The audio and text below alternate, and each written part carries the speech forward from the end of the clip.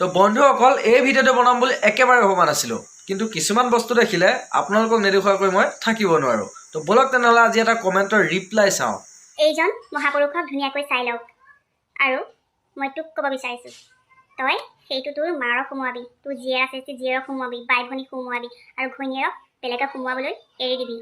চাল্লা। কমেণ্ট কৰাজনো বলিয়া আৰু কমেণ্ট পঢ়ি ৰিপ্লাই কৰাগৰাকীও কম বনৰি নহয়।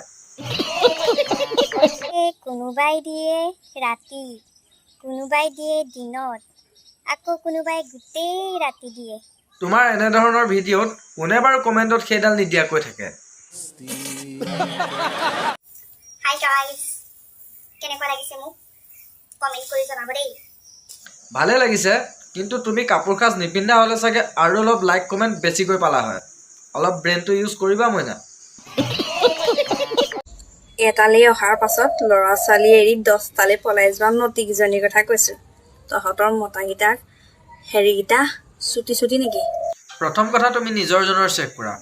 মই জনাতো তোমাৰজনৰ হেৰি নায়েই, কাৰণ প্ৰকৃত মতা মানুহে তোমাৰ দৰে বনৰী এজনী ঘৰত ৰাখি নথয়। আচ্ছা। ডাঙৰ ডাঙৰ হেৰি জুতি ল'বলৈ মন গৈছে, সেইকাৰণে পলাই অসমখন বৰবাদ কৰি নিছ যে। সিহঁতে বাৰু অসমখন বৰবাদ কৰিলে, এতিয়া তইহে উদ্ধাৰ কৰিবি। যিয়ে নিজৰ দেহাটোকে ঢাকিব নাজান, তই আকৌ লোকক হাঁহিবলৈ আহ। তো গাইজ, মই আৰু নোৱাৰোঁ। আপোনালোকে এতিয়া কি ক'ব বিচাৰে তো কমেণ্টত জাৰি পেলাওক।